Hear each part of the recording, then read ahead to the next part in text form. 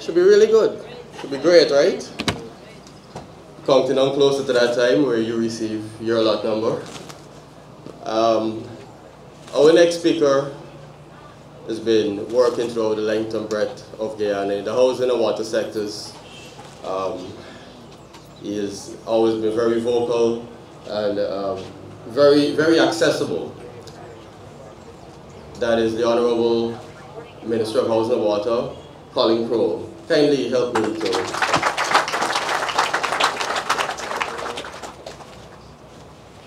Thank you very much, P.S. Andreali. Good morning, one and all. Good morning. Honorable Minister Susan Rodriguez, the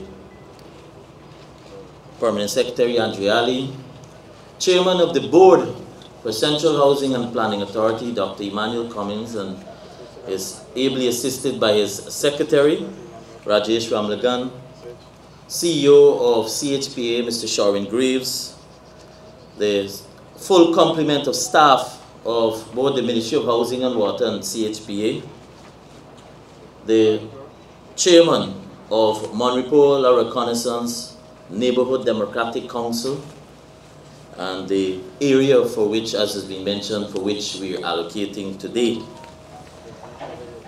Members of the media, it is a pleasure to join you here this morning, on this very good morning, I should say, which signals our first official dream realized for 2023.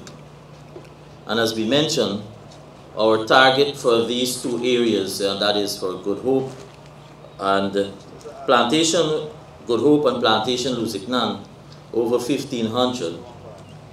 And this is part of the total target that we have for 2023, that is to ensure that we are able to meet our 10,000 annual. These lots, as has been mentioned, and I'm repeating it, and some of these things I'll repeat, and I know some of you have been waiting along, so this morning might be one of my shortest speech, but there are a number of things I must mention. And I must start off by us understanding, because as a social media person, I do read comments and accept when there's constructive criticism.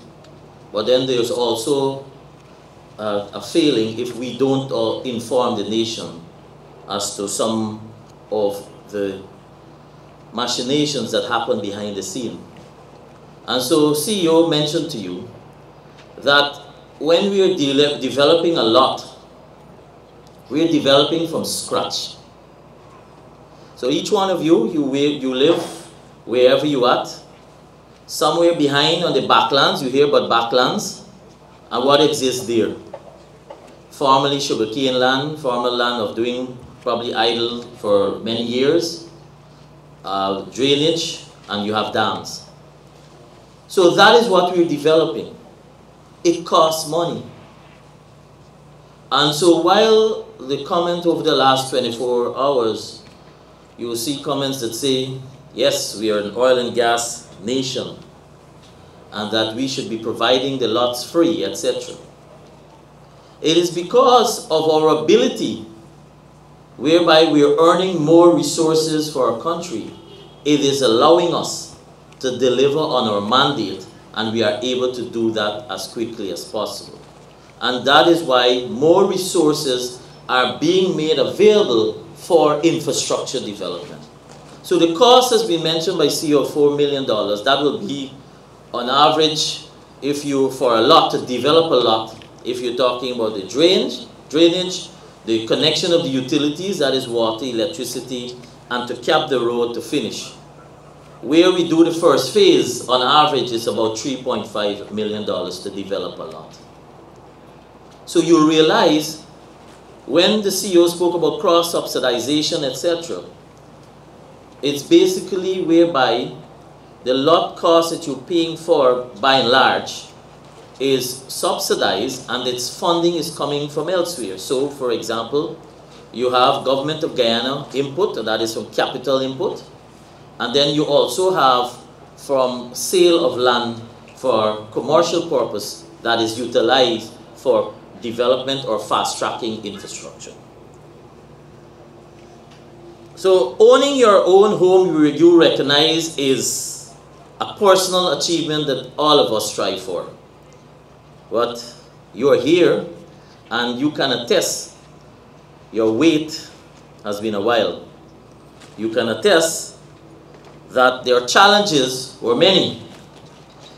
And sometimes Minister and I, we joke sometimes that we better become social workers, because some of the explanation and the issues that you raise, or the reason that you proffer why you are seeking an advance allocation, they come wide and many, some very personal.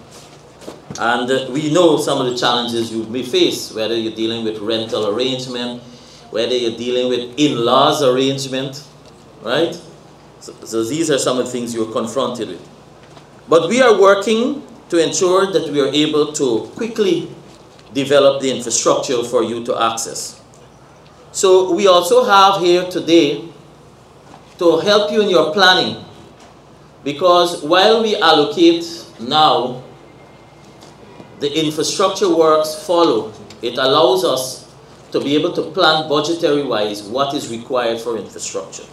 So we ask you that you engage the banks while you may have some time yet. It is important that you start gathering information. You start working towards when you will be ready to build, so that when you are given your location, you can start immediately. And you don't just now seeking information or now putting your house in order. And similarly, for persons who are pending applicants, and you know that you will be called at some time or the other, then your work to start putting aside. You don't have to do this in a grand way, but you can put aside a little in a programmed way, so that by the time you're called for your allocation, you will have a fair bit or all of your resources that are required to pay for your land. And so this is my call, not for you, you are here, but this is my call to the listeners, and this is also my response to some of the comments I've seen over the last 24 hours.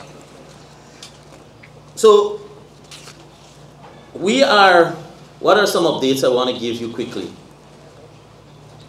So in order for us to accelerate your ownership and access, as was mentioned by Minister, we are investing heavily in infrastructure.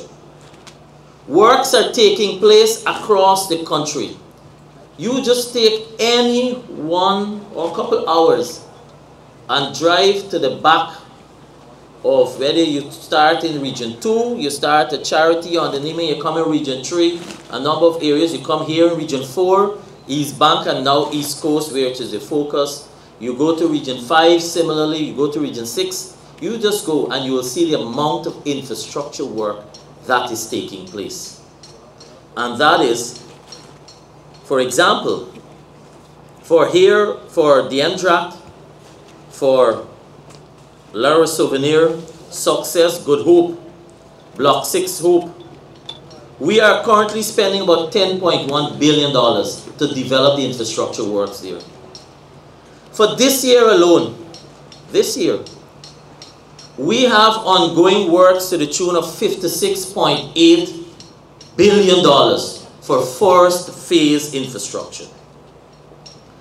Region 4, in addition to the area development, you have the ongoing road networking for the 4-lane. So the vision was just highlighted to you of how we will link the East Coast, which we've said to you will mirror the East Bank. And so some of you who complain about where maybe your low-income lot is, just go, let me give you an example. Just go to Great Diamond, and just at the junction of where the 4-lane is going to turn to branch off, well, one road is coming out to the main road and one is going to go to the turn left to go to the back of Diamond. Just go right there. When that area was allocated, when the area was assigned for construction of houses, because of the proximity, it was deemed low income.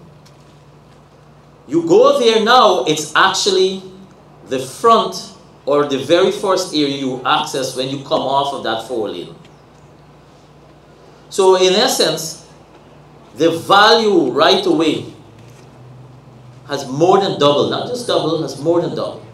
So that is why when they had criticism the other day about some of the houses being constructed, and may I make this point that these are all options. We have our model houses that we're building. We also have private developers who are building their type of model houses. It's optional. But the point was made that the location for those houses and the lots, the value for the land once it's transferred is at least 300% more.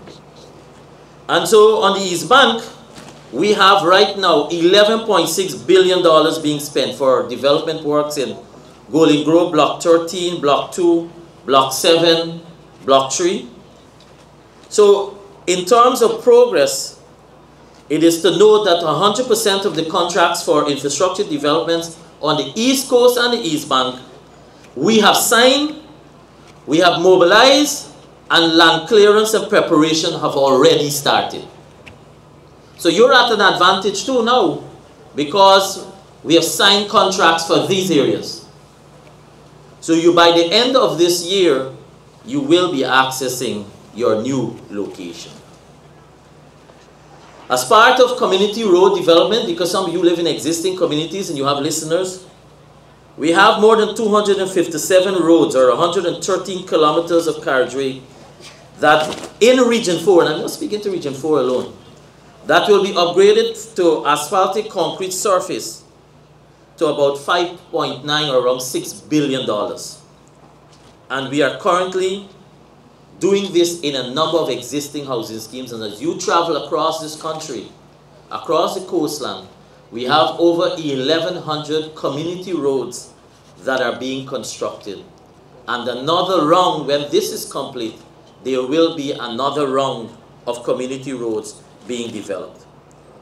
So in the area, it will be remiss of me quickly if I don't update you in terms of another benchmark of your quality of life. So while you look forward to housing, then you also look forward to the utility of water. And so in the area of water, I know many of you have been complaining about the quality of water that comes to your home. We are spending billions of dollars to improve the quality of water that is being delivered on the coastline. So for example, we have water treatment plants that will be constructed at Hope, so we expect to spend about $30 million there. Then we have at Bachelor's Adventure for another $8 million, and Cummings Lodge, another $6.7 million. To combine, so for example, Cummings Lodge will serve residents of, and this is for treatment plants I'm speaking out here, I'm not just talking about Will, for North Roimveld, Sophia, Cummings Lodge itself. All of these will see combined close to 100,000 beneficiaries benefiting from treated water within the next year. By the end of the first quarter, or very close to the second quarter of next year, we have already started the work. In the area in terms of improving our services, and to our listeners, we are obviously continuing to work hard to implement ways to make our systems much more efficient and effective. So I want to introduce and update you the single window processing unit program. This project is progressing well within our budget and our timeline. We have achieved several milestones to date, both on the policy level and the operational level. We have already had staff from this ministry and central housing, as well as with the consultant, working with the IT team to ensure that the system is enhanced, both in terms of transparency, predictability, and efficiency to the process. In fact, this week, the staff of CHPA will embark on another round of consultation, which focuses on developing the administrative scheme and to our partners so that they will be ready when we are expected to launch the IT platform on July 1st of this year. That's only a few months away. Over the next few days, the team from CHPA, our planning department, and the consultants will be reaching out to the private sector partners, local and bilateral chambers of commerce, other associations, so that they can be updated on what it means for the introduction of the single window processing unit. We will also roll out aggressive public relations program, education and marketing strategy to enhance the awareness of the new system.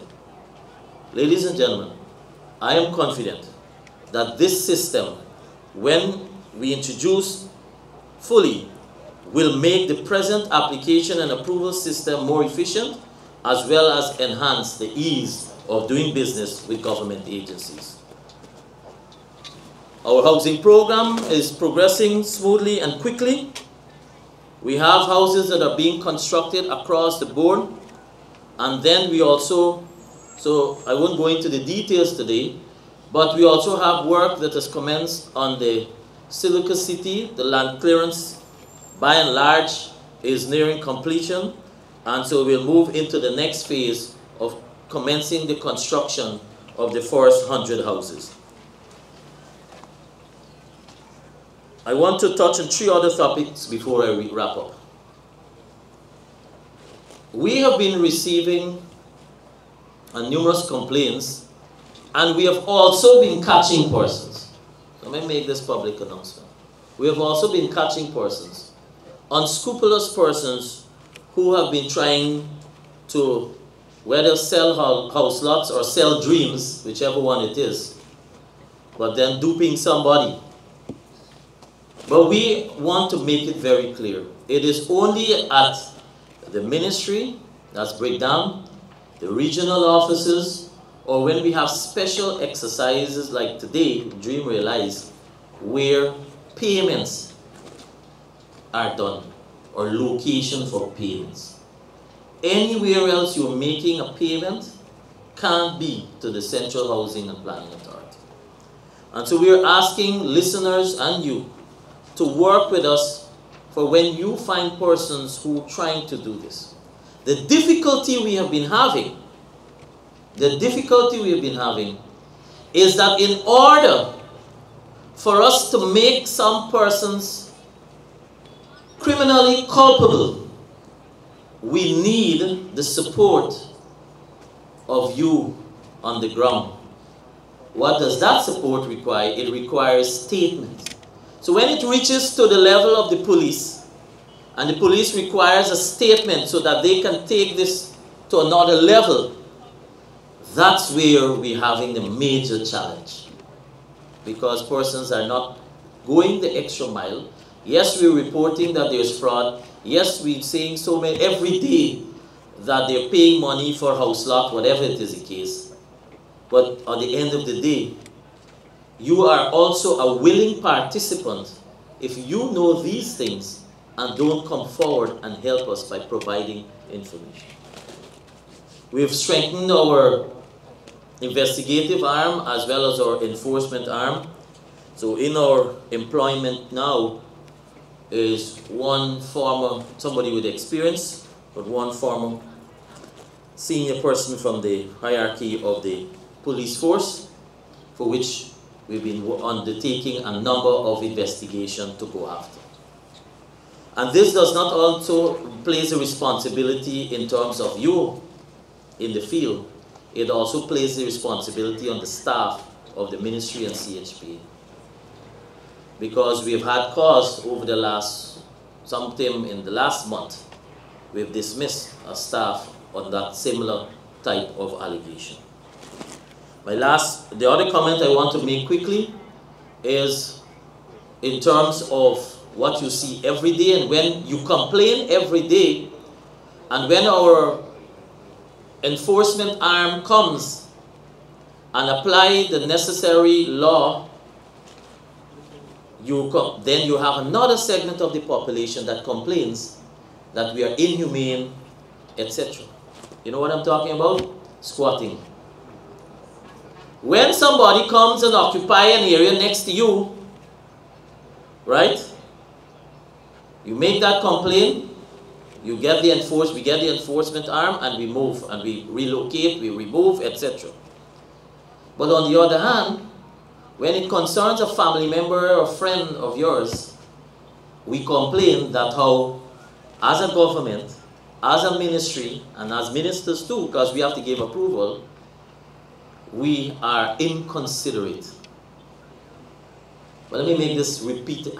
I've been saying this and I'm going to do it again today. I have to, because you'll see us aggressively doing a number of things. We know what is there existing currently on the ground. We have drone shots.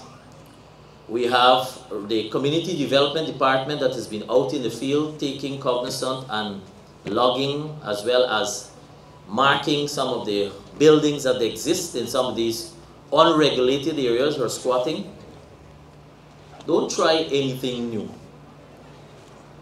Because, first of all, we must recognize and repeat that squatting is illegal. Taking occupancy of somebody's land is illegal.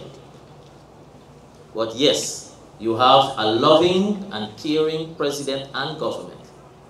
So we have been working with many of those areas to help them, where we evaluate whether it's an area that we can regularize, because many of these exist as probably as old as myself, some of the persons who live there. Or if we have to relocate, then we indicate such.